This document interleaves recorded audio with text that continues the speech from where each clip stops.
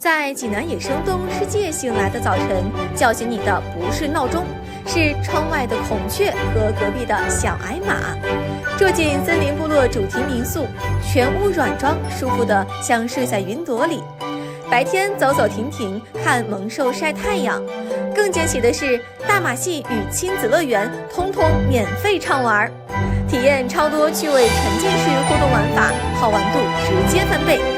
猛兽猜猜看，卡牌对对碰，开吃吧河马犀牛等趣味小游戏，轻松解锁游园乐趣。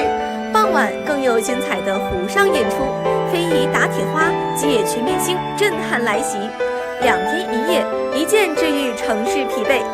这个夏天你想带谁来？吉野等你出发。